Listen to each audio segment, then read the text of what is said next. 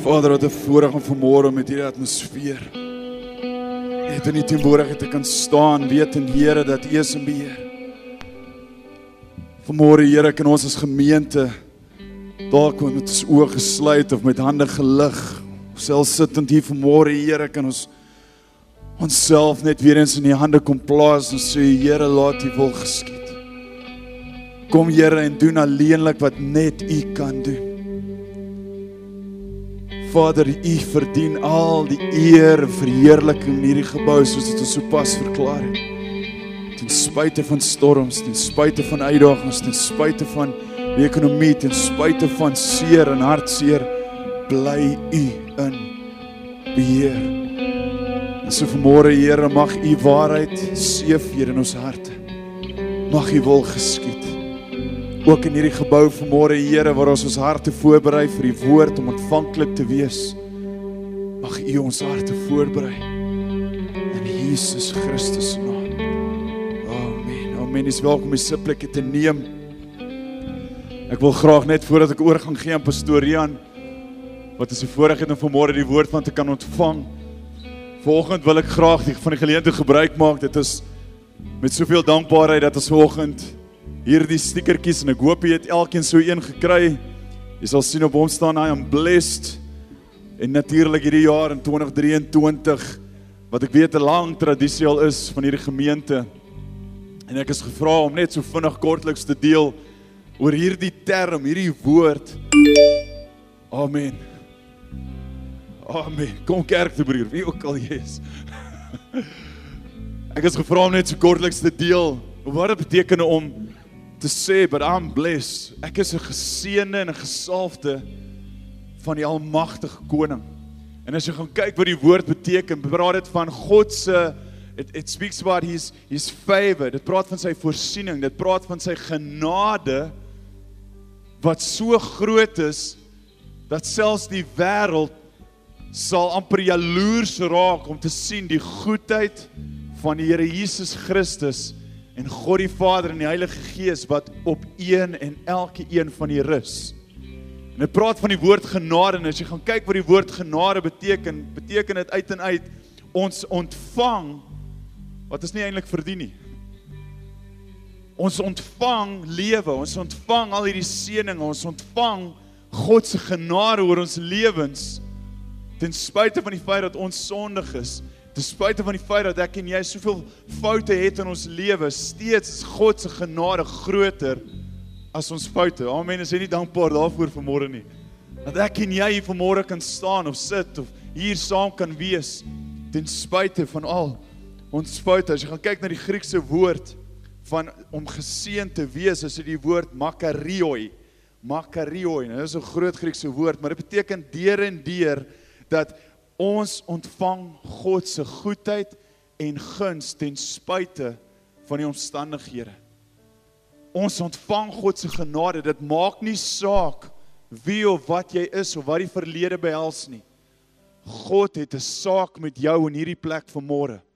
En dit is wat vir my so kosbaar is, selfs van hierdie ding, en waar kan jy hom gaan plak, het sy op jou motorfiets, het sy op jou kar, het sy dalk daar in die yskas, laat jy herinner sal word, en ook jou medemens sal herinner om te sê, jy is God se gesalfde, jy is God se geseënde, en jy verdien om hier te wees vanmôre as gevolg van die kruis, as gevolg van sy bloed, en as gevolg van Jesus Christus, wat ons koning is. Amen.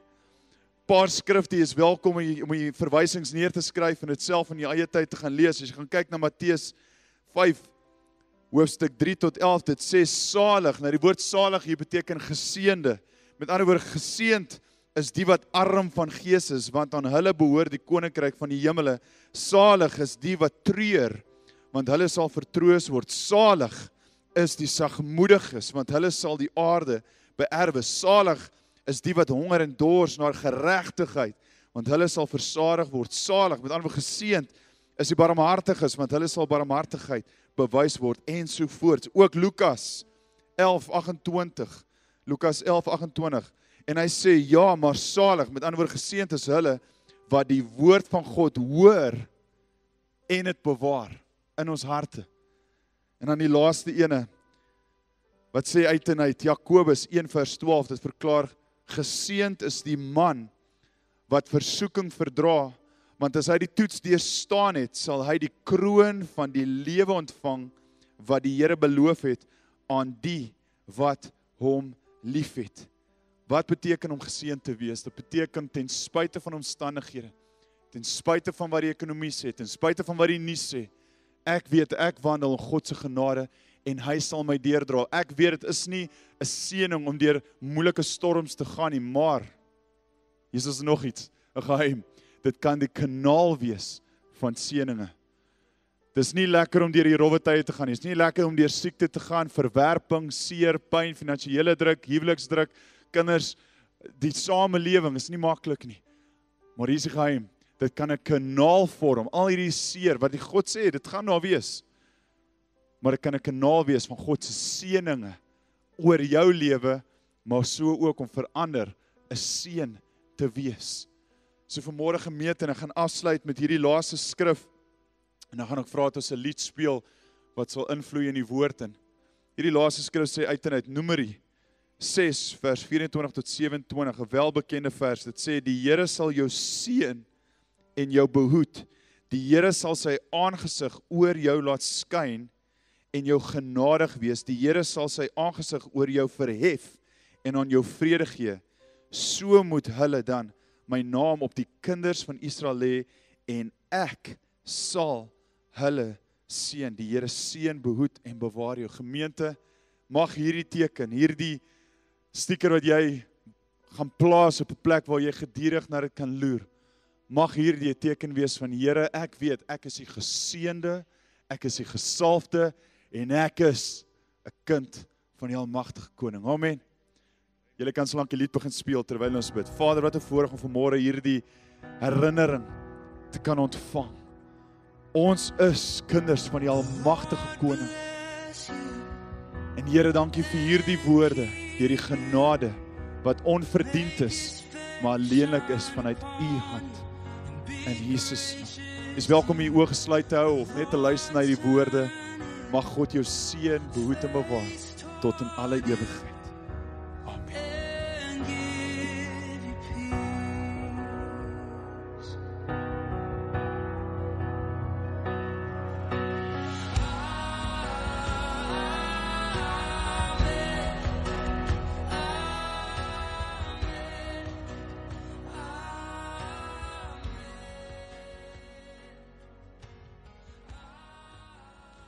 Vader, ons kom vanoggend voor U en ons besef ons is so geseënd.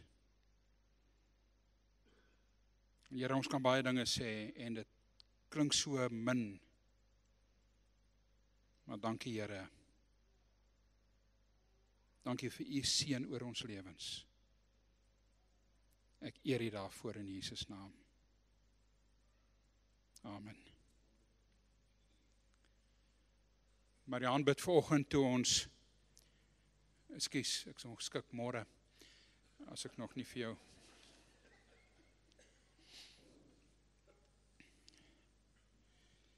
Ek weet ek is nie normaal nie.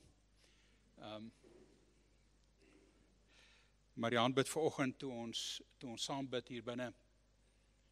En sy bid iets en dit bring iets in my hart op, wat beteken dat in Engels, you've got an unfair advantage in life. En ek onthou ek het een keer daaroor bedien, maar ek wil hê jy moet besef vanoggend, jy het 'n unfair advantage. Ek weet regtig nie wat dit in Afrikaans is nie. Ek weet vir my om daai hoë Engelse woorde te uiter. Pastoor Harry, wat beteken Afrikaans? Ek weet nie.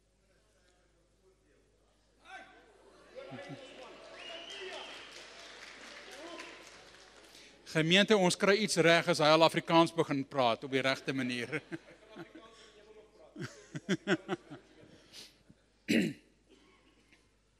Wie gaan deur moeilike tye? Jy hoef nie jou hand op te steek nie. Ons almal sit met challenges. Maar dit is vir my so kosbaar, dit wat pastoor Steven deel nou, dat ons geseënd is ten spyte van dit wat om ons aan die gang is. En mense, as daar iets is wat wat die wêreld na roep, is dit na 'n belonging. Ek wil behoort. I want to belong. En as ek 'n titel mag gee aan dit wat ek wil deel vanoggend, of 'n tema, of wat jy dit ook al noem, is dit, ons is nie weeskinders nie, ons is nie as weeskinders agtergelaat nie. En baie keer dan verstom ek my aan my seuns as hulle met hulle kinders speel en met hulle kinders werk. En dit verbaas my partykeer dat as die kleinkinders by ons is en hulle pa kom daar die absolute oorgee van, wow, hier's my pa. Gee nie om wat het gebeur nie, dis my pa. En ek gee nie om hoe seer hy het of hoe moeg hy is nie, ek hardloop na hom toe, en as jy my ouse kleinseun ken, dan spring hy sommer. Hy weet jy gaan hom vang, hy is so opgewonde, dis my pa hierdie. As hulle in ons huis instap, dan is hulle opgewonde, want hulle stap reguit na die kas waar die sweets is. Nie oor oupa of ouma nie, die sweetskas. Maar besef ons vanoggend die voorreg wat ons het, die unfair advantage wat ons het, om hom ons pa te noem. En as ons net dit besef vanoggend, kan ons almal sê in huis toe gaan. Lisa, kan jy vir my daai heel laaste slide opsit, daai gedrogte asseblief?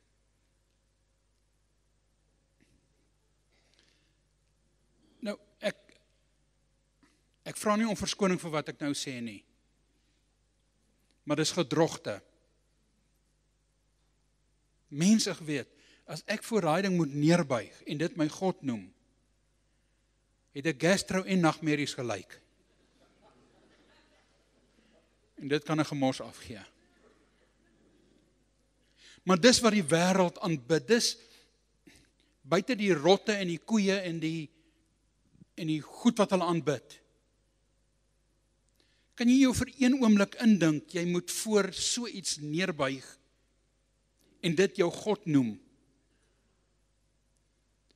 Kan jy vir een oomblik indink, jy moet voor daai gedrog of beeld of nagmerrie neerbuig en jou hulp moet kom van jou links? Wat vir my nog meer bekommerd is hoeveel Christene het van hierdie goed in hulle huise. En ek wil vir 2 sekondes aansluit wat pastoor Steven laasweek op bedien het.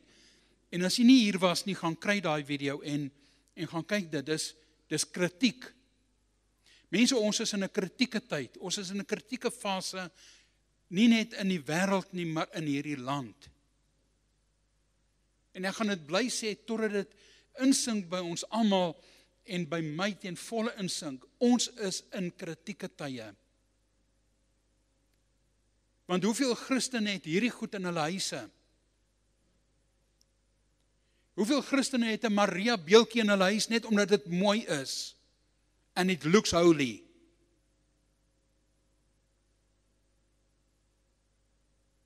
Hoeveel Christene het daai Boeddha gedrog in hulle huis? En ek is op rekord wat ek sê. Oud kollega van my stap eendag saam met my by 8 myl. En daar stap hierdie pronkvoëls goed. Pou, daai ding. Stap daar verby. Ek het 'n doktorsgraad in plantkunde. Dit wat groen plat is gras. Dit wat hoog is met 'n breinstam is 'n boom, die res is blomme. OK. Daar stap 'n pou verby en daar val 'n veer uit of daar lê 'n veer. En hy buig in aanbidding voor hierdie veer. Maar hoeveel van ons, Christene, het daai gedrogbeeld in hulle huis?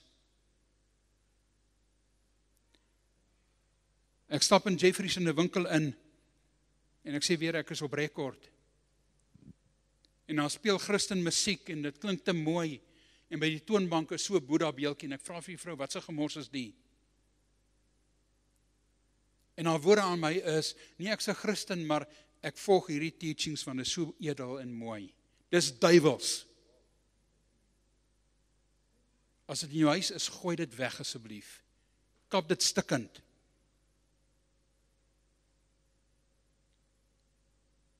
Maar hoeveel van ons doen dit nie?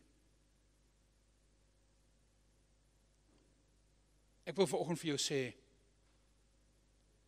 jy is 'n kind van God as jy hom aangeneem het. Ek wil vanoggend vir jou sê, hy is jou pa.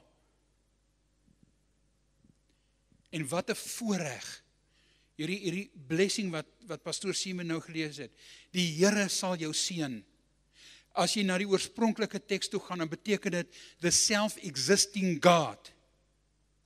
Met ander woorde, die een wat nie nodig het om gemaak te word nie. Die Bybel sê, ons sterfele, hulle het oë, maar hulle kan nie sien nie. Hulle het monde, maar hulle kan nie praat nie. Hulle het hande, maar hulle kan nie help nie. Hulle het ore, maar hulle kan nie hoor nie. Ons dien 'n God wat hoor, wat sien, wat praat, wat sy arm nooit te kort is nie, wat spoedig by ons is. As ons skree, Here help, dan is hy by ons. Ons het nie hierdie gemors nodig nie. En ek sê op rekord, kom ons raak ontslaaf van dit. En daar's baie ander afgode wat ons van kan praat. Goed so sport en hierdie tipe van goed. Maar kan jy jou vir een oomblik indink? Ons moet nou vandag voor so iets kom neerbuig. En sê, stuk klip of boom. Ons is in India, rot, 'n muis. Ons voer hulle gif, hulle gee vir hulle kos.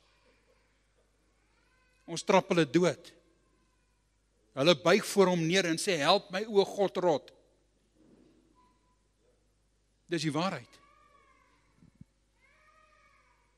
Maar ek lees in die Bybel van 'n God wat 'n verhouding soek met ons. Van 'n God wat so intiem betrokke is met ons lewens. Ekskuus Lisa, ek gaan rondspring. Maar ek lees van 'n God wat in die tuin van Eden vir Adam sê, en dis my weergawe, dis hoe ek dit in my drome verspeel. Wat saam met Adam en Eva in die tuin rondloop, en hy sê vir Adam, ek het jou hulp nodig. Ek het al hierdie diere gemaak. Adam, wil jy nie kom en hulle kom name gee nie? Genesis 2. Ek lees van 'n God wat toe Adam en Eva gesondig het, in die aandwind, sê die Bybel, het hy na hulle gesoek en hulle geroep. Ek lees van 'n God wat 'n verhouding soek. Religion kills. Relationship is alive. Ek lees van 'n God wat 'n verhouding soek met Adam en met Eva. En ten spyte van hulle sonde is hy nog steeds bereid om na hulle toe te kom en te sê, Adam, Eva, waar is jy? Ek lees van 'n God wat hierdie verhouding met hom het, wat hom nie naak wil sien nie, met ander woorde, nie sy sonde wil sien nie. En bereid is om 'n dier te slag, net wel laat bloed gevloei, sodat hy vir hom klere kan maak. Ek gaan aan en ek lees van 'n God wat besluit, hy kies 'n nasie vir homself, en hy bou 'n tabernakel. Hy gee instruksie vir 'n tabernakel. Kan jy vir my daai opsit asseblief? Hy gee instruksie vir 'n tabernakel en hy sê, ek wil by jou wees. En alles wat daar is, dis die tabernakel, die tent of meeting, alles wat daar is, en ons kan vir jare besig bly met dit. Reflekteer op Jesus en God se verhouding wat hy met sy mense wil hê. God se verhouding wat hy met jou, met my wil hê. Die lig van die wêreld, die brood van die lewe, die mercy seat, die bloedoffer wat hy gegee het. En die wonder is, hy kom en hy sit hier die tabernakel in die middel van Israel neer. En as ons in die Bybel gaan kyk hoe Israel moes gekamp het, dan wys dit vir my, as ons van bo af kyk, dat dit 'n kruis was. Met God in die middel. Wat probeer ek vir jou sê? God is in die middel van jou lewe. God het 'n persoonlike verhouding met jou wat hy met jou wil bou. God het 'n persoonlike begeerte wat hy by jou wil wees. God het 'n persoonlike begeerte om te sê, ek is jou pa, ek sal jou nie drop nie. Ek sal by jou wees. En dit is vir my so wonderlik, ek lees, as ons na die tabernakel kyk, en na die tempel kyk, 1 keer 'n jaar, kon die hoofpriester in die allerheiligste ingegaan het. Kerk, hy het 'n tou om sy voet vasgehad. Net ingeval daar sonde in sy lewe is, en hy word met dood gestraf in die allerheiligste, dat hulle hom daarom kan uittrek. Berman sal onthou, as ons reddingsduike gedoen het, dan het jy aan jou body vasgemaak, net in geval iets gebeur, as jy in donker water is, dan kan jy jou daarom uittrek. En toe Jesus aan die kruis sterf in Matteus, sê die Bybel vir my, die voorhangsel het geskeur. So ek sien 'n God wat met Adam en Eva verhouding het. Ek sien 'n God wat met Israel 'n verhouding het, en wat in die middel van die laar waar hulle kamp, by hulle is, en vir hulle sê, ek is in die middel van julle, ek is die senterpunt, ek is die belangrikheid, ek is daar. Ek sien 'n God wat met Moses soos mens met mens praat, om hulle te lei, om hulle te help. Dis ook om Moses kon gebid het en gesê het, Here, as U nie saam met ons vorentoe gaan nie, dan bly ek net hier. Ek sien 'n God wat in Israel in die tempel 'n belang het by hulle.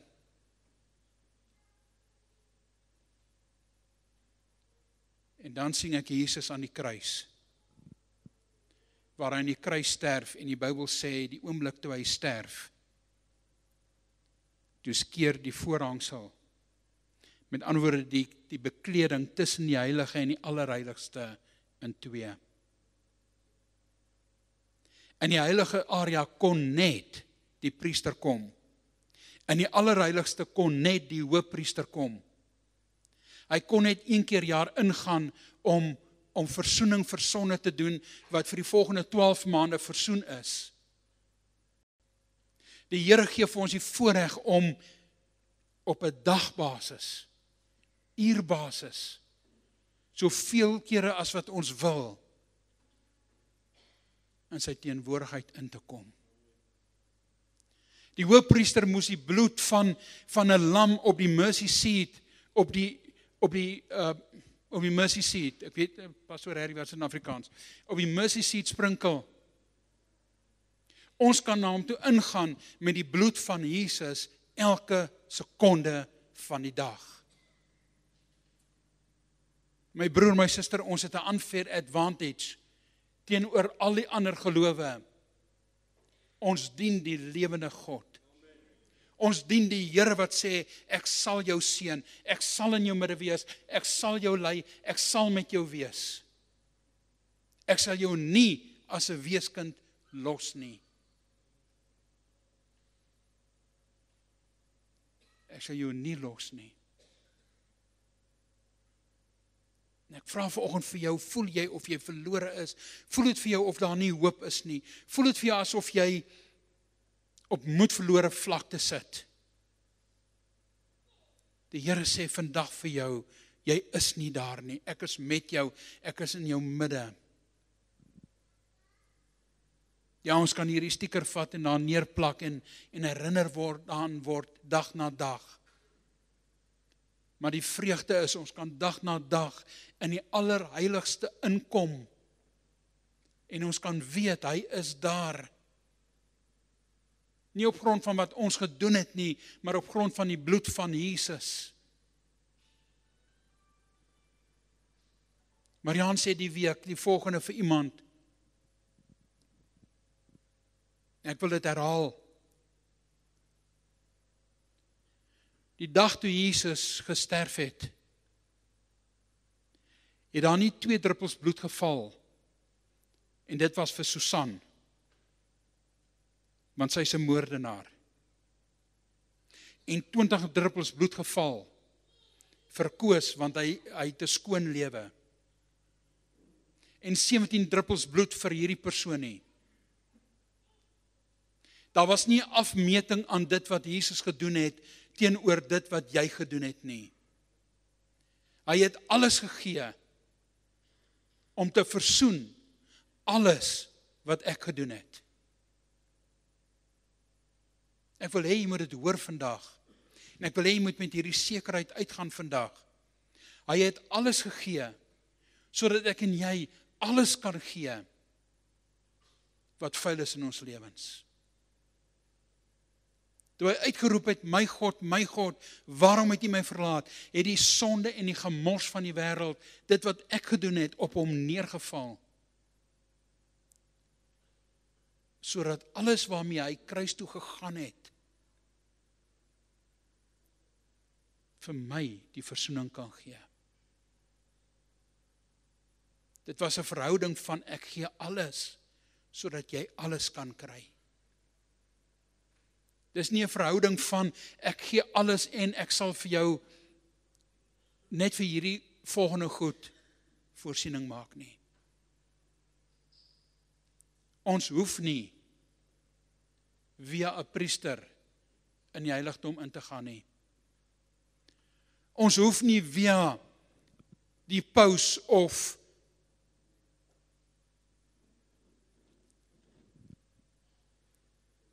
ek vra nie verskoning nie. Kerk van God, is tyd dat ons opstaan en besef wie ons is en wie ons Vader is. Hy het ons nie weesgelos nie. Ons is nie weeskinders nie.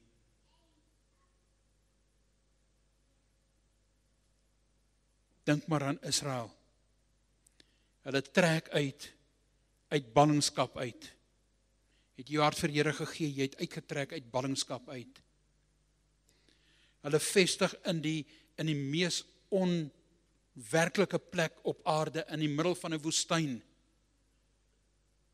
En God kom en hy sê, ek is in die middel van julle. God sê, hy is in die middel van hulle. Hy sê, in die woestyn waar daar nie kos is nie, sal ek vir julle elke dag kos gee. In die woestyn waar daar nie water is nie, sal ek water uit 'n klip uit laat loop. Die nasies om Israel, terwyl hulle in die woestyn is, buig voor hierdie gedrogte neer. God kom en hy sê, ek sal vir hierdie nasies wys, ek is in die middel van hulle. As die mense om jou voor hierdie gedrogte wil buig, laat hom buig. Wees die lig, laat hom buig. Maar ek glo in my hart, die Here beweeg na 'n kant toe, waar hy vir sy kinders sal uitlig en vir die wêreld sal wys, hy is in die senter van jou lewe. En hy is in beheer van elke liewe aspek in jou lewe. Gaan ons deur moeilike tye gaan? Ja. Gaan ons vra hoekom? Ja. Gaan dit baie keer vir ons voel, hier's 'n muur voor ons en ons kan nie deur hom gaan nie? Ja, dit gaan so wees. Ek vra vir jou, staan net 'n minuut terug en besef net, ons kan in die allerheiligste ingaan. Wat beteken dit? Dit beteken, ons hoef nie met 'n ritueel voor God te kom nie. Wat beteken dit? Dit beteken, jy kan in jou voertuig op pad iewers heen, kan jy voor die Here kom. Dit beteken, ongeag jou omstandighede, jy kan voor die Here kom. Dis vir my so kosbaar. Mense baie keer sê vir my, maar ek kan nie bid nie, want ek het die volgende gedoen in my lewe. Die Here weet dit. Die Here weet wat het jy gedoen. Die Here weet wat in jou gedagtes is. Skerry maar waar. Soos jy dink om nie vir jou vrou lief te wees, die Here weet dit. Jy beter dit verander. Die Here weet. Hy ken elke aspek in jou lewe. Tog sê hy, ek wil in die middel van dit alles wees. En wat beteken dit as God sê, ek het jou nie weesgelos nie? Beteken God het 'n belang in jou lewe. Dink maar aan die belang wat Jesus gehad het, terwyl hy aan die kruis hang. Belang by sy moeder, sy aardse moeder, wat hy vir haar sê, Johannes is jou seun van nou af, Johannes dis jou moeder van nou af. Dink aan die belang, dink aan die liefde van Jesus, dink aan die erns omgee van Jesus, om die voete te was van die een wat hom gaan verraai.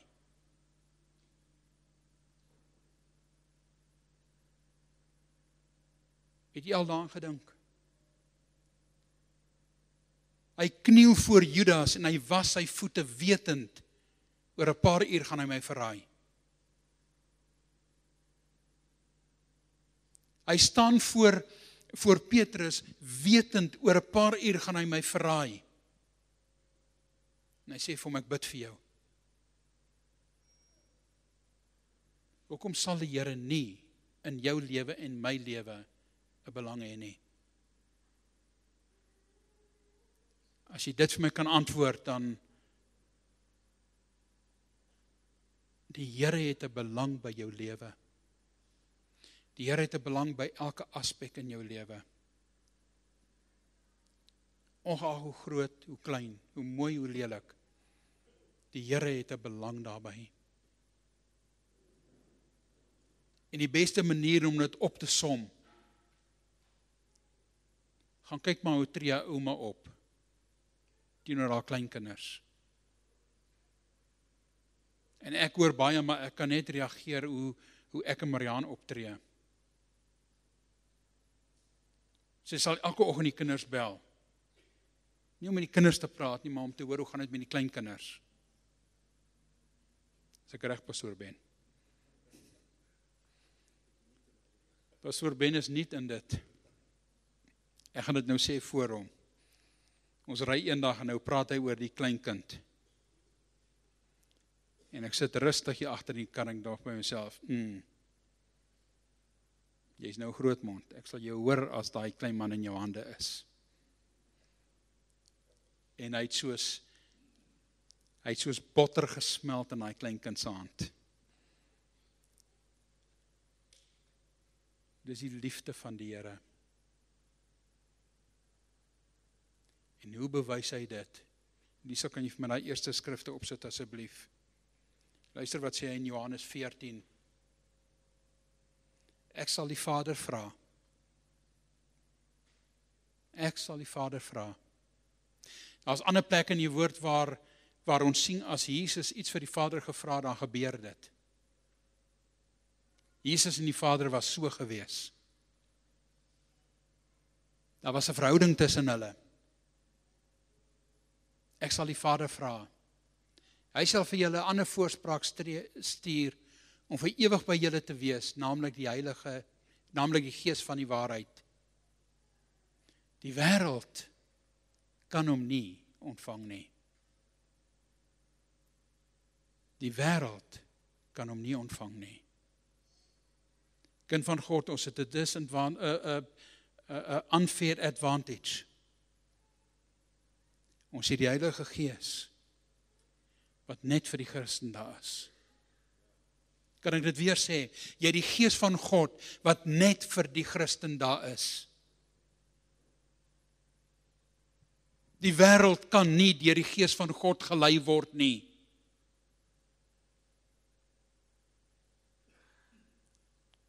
Die wêreld, hy wat Jesus nie wil erken nie, kan nie deur die Gees van God gelei word nie. Hy wat Jesus nie erken nie, die Bybel sê, hy wat Jesus nie erken nie, het nie die ewige lewe nie. Kan die Gees van God nie kry nie, omdat hulle hom nie sien en hom nie ken nie. Maar julle ken hom, omdat hy by julle bly en in julle sal wees. Ek sal julle nie as weeskinders agterlaat nie. Ek kom weer na julle toe. En wanneer die Vader in my naam die voorspraak, die Heilige Gees stuur, sal hy julle alles leer en julle herinner aan alles wat ek vir julle gesê het. Maar julle ken hom, ekskuus. Die volgende ene. Dan in Handelinge 1, tot op die dag van sy hemelvaart, voordat hy na die hemel opgeneem is, het hy deur die Heilige Gees bevel gegee aan die manne wat hy as apostels uitgekies het. Terwyl hy 'n keer saam met hulle aan tafel was, het hy hulle gesê, moenie van Jerusalem weggaan nie, maar bly wag op die gawe wat die Vader beloof het. Ek het begin om te sê, Jesus het 'n persoonlike belang, 'n verhouding gesoek met Adam en Eva. Jesus het 'n verhouding gesoek met die volk Israel en hy vestig homself in hulle midde. Jesus het 'n verhouding met jou, hy soek 'n verhouding met jou en hy kom en hy sê nie ek sal my Gees in jou midde deponeer. Kind van God. As jy die Here dien, dan sê hy, ek sal my Gees in jou indeponeer. Ek sal jou nie alleen los nie. Ek sal jou nie as 'n weeskind los nie. My Gees sal binne in jou wees. My Gees sal jou help. My Gees sal intree. My Gees sal my aan jou openbaar. My Gees sal die Vader aan jou openbaar. My Gees sal dit wat gaan gebeur aan jou openbaar. My Gees sal dit doen. Kerk van God, ons is nie weeskinders nie. Ons sit met die Gees van God in ons. Wat ons dag na dag, oomblik na oomblik, minuut na minuut wil lei. Jy hoef nie soos 'n weeskind te voel nie. Ek gaan weer vra. Voel dit vir jou, jy sit op 'n eiland en God hoor jou nie? Voel dit vir jou, jy sit op moedverlore vlakte en daar is geen hoop vir die toekoms nie? Voel dit vir jou, jy's in 'n posisie, in 'n plek waar daar geen antwoord is nie?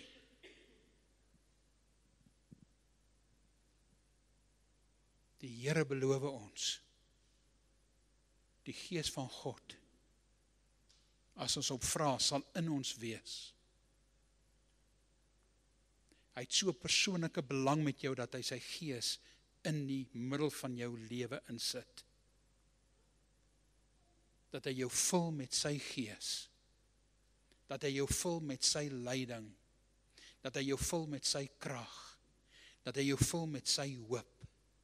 Met sy antwoord. Ek vra jou vanoggend en ek sluit af hiermee. Voel jy verlore? Voel dit vir jou, daar's nie 'n antwoord na môre toe nie? Voel dit vir jou sonde wat jy gedoen het, of dit wat jy doen, of waarmee jy besig is so groot, dat jy nie voor die Here kan staan met dit nie?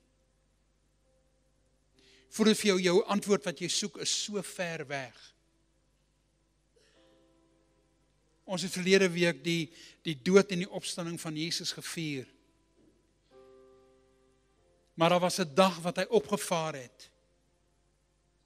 En daar was 10 dae na dit wat hy sy Gees op die aarde uitgestort het. Omdat hy 'n persoonlike belang by jou het. Omdat hy persoonlik by jou wil betrokke wees. Omdat hy persoonlik by jou alles wil doen. Omdat hy homself aan jou wil openbaar. Voel dit vir jou, jy het nie hoop nie, daar is nie antwoord nie. Ek wil hê jy moet opstaan as jy vir my sê, en ek gaan jou nie vra om iets snaaks te doen nie, ek wil net saam met jou bid. As jy vandag vir my sê, Rian, dit voel vir my die mure om my val uit mekaar uit. Dit voel vir my die aarde kan eerder oopmaak onder my. Dit voel vir my daar's nie antwoord na môre toe nie. Ek wil vir jou sê daar's 'n antwoord. Sy naam is Jesus en hy gee vir ons die Gees van God. Daar's 'n antwoord want hy het gesê ek wil in jou midde wees, ek wil by jou wees. Jy het nie 'n priester nodig om die antwoord by God te kry nie. Jy het nie 'n offer nodig of 'n beeld nodig om voor te buig nie. As jy so voel, wil jy nie opstaan nie. En dan bid ek net saam met jou. As jy vir my sê, Rian, ek is op moedverlore vlakte, ek weet nie wat se kant toe om te gaan nie. Ek weet nie wat môre gaan bring nie, ek weet nie wat volgende gaan gebeur nie.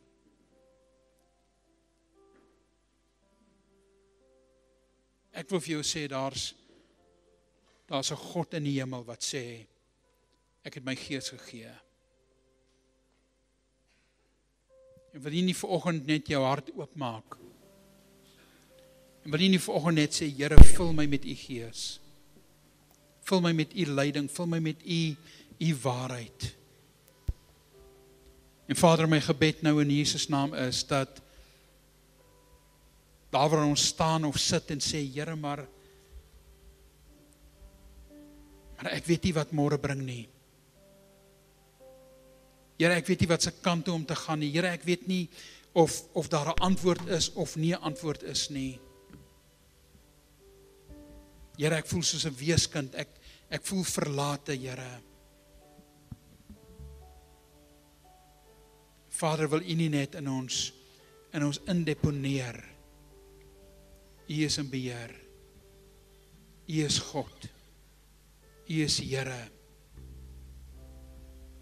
Here, wil u nie net u Gees in ons deponeer en net daai leiding, daai soet, stil stem wat sê, ek is met jou.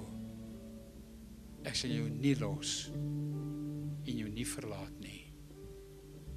In Jesus naam.